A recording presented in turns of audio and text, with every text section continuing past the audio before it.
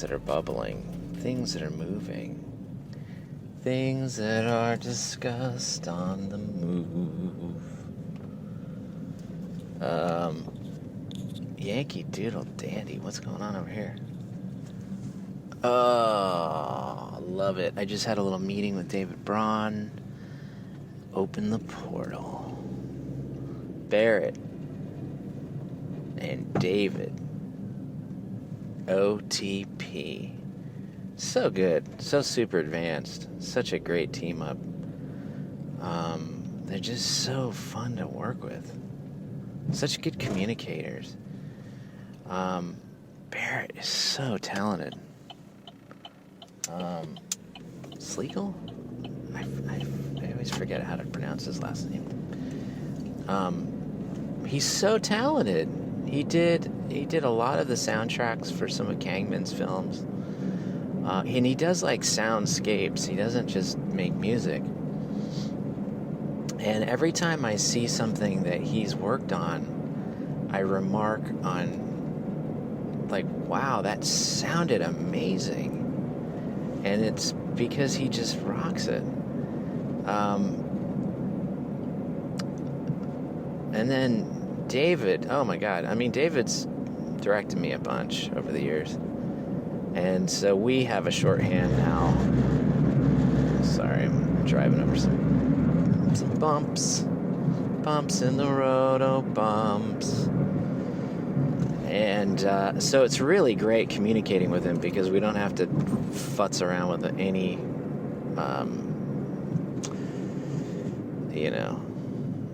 formalities. It's just mind meld, instant mind meld. And we dance around one another. It's fun. It's a lot of fun because he's Mr. Multitask guy. When I first met David, I was like, this is going to sound like a dick, but I was like, this dude's not listening to a word I'm saying because his eyes sometimes will wander, but it's actually, he's free associating, and he's not only listening, he's like tuned way into what you're saying, but he's developing and forming his opinion about it in real time. He's not like you talk, think about it and respond. He's a yes and guy. He's a very improv, high frequency dude. And so I love being around him because, speaking of high frequency, I mean, he's also really, really diplomatic as hell. Like, the dude can just work with agency people and clients and do the dance. He can really keep several balls in the air whilst keeping a smile on his face, and he's able to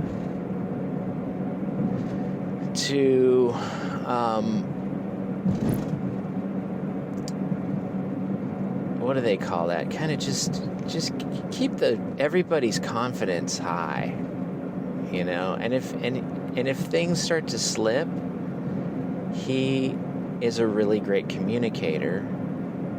So all you really have to do is a quick one-on-one with him, and he'll talk you off the ledge. And he's got a great sense of humor, so it's like everything's got his wit, and he's an encyclopedia. I mean, the dude just remembers musicians, bands, filmmakers. He remembers their names. He's like, oh, that's blah, blah, blah. This Canadian dude who did everything with crayons on a funky old downshooter. It's just like, wow. And you could tell he's a CalArts guy because he's seen all the films that you see, when you're learning animation at a high caliber. And he knows how to reference really good visual stuff. Like, he'll constantly be pulling up stuff yeah, as reference material. And I don't do so hot with reference material.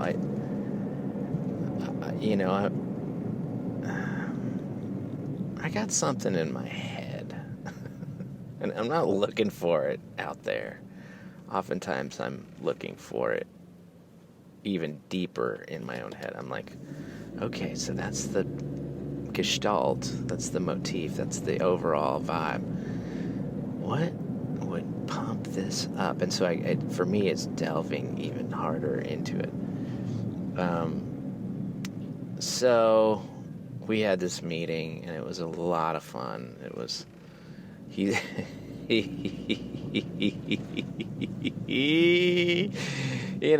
trying to take on this project, but he's not going to be in town, so he wanted me to sort of jump in and do it.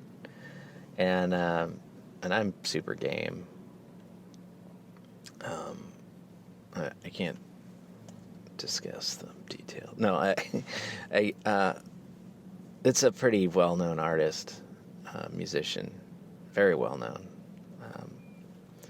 But it's, of course, a micro budget, and I like these kinds of challenges. People, like, a lot of people are like, fucking the money is such bullshit. And it is. It's very, very, it's a slap in the face level bullshit as far as the budget. But to me, that's just Tetris math. Like, okay, how do you make something compelling with almost no money and no time? It's one thing if you had a ton of time and no money. But of course, then Liz would slay me. She'd just be like, "What? You're still working on that? For what?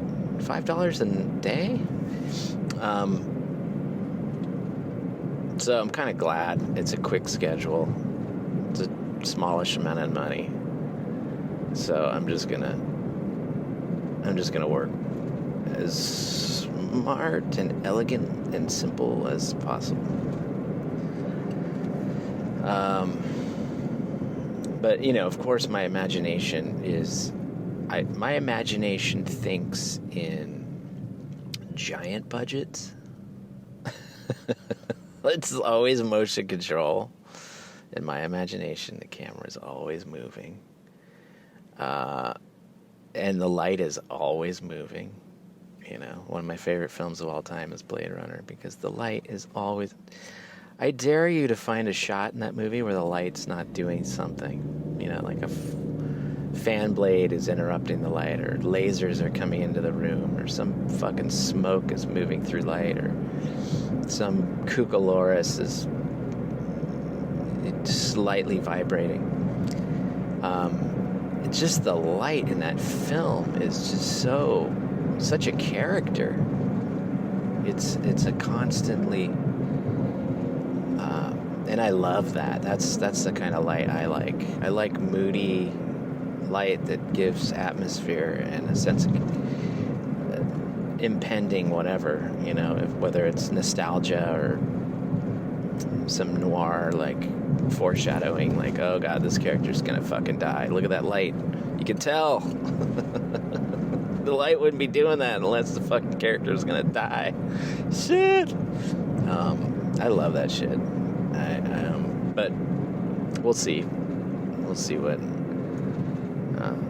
Matt's willing to help me with, because it's in his space that we're shooting and his equipment, and I think he's moonlighting to kind of help me on it.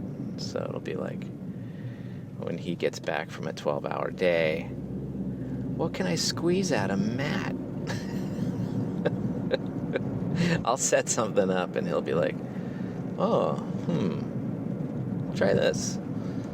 And he'll take the light and just turn it and bounce it into something, and I'll be like, oh my god, that looks amazing. Yeah, I gotta go. Then I'll take off. And I'll get no credit for directing or lighting. Don't you love those people who just like get upset about credits? Did you get a credit?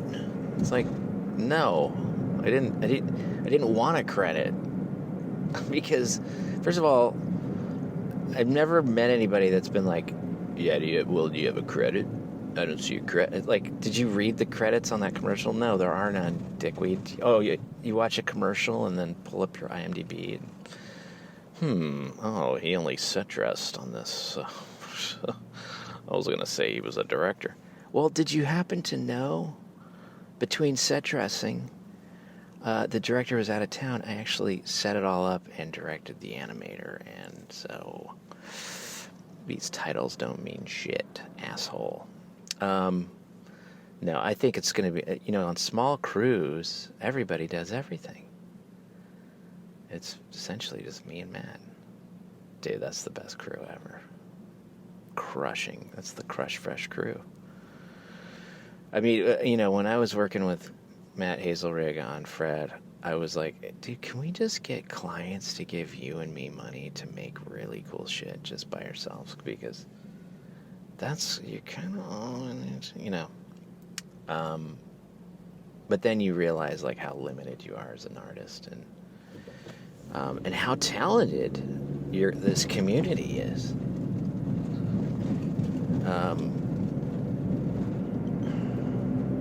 I got so much fucking help on Fred. I remember one day on Fred, a bunch of people came over. I think it was like Nick and Lori and Chuck Duke, I think, came over. And I just put them to work. Everybody just started, I was like, hey, you guys want to make some props? And they're like off the clock, like, not really.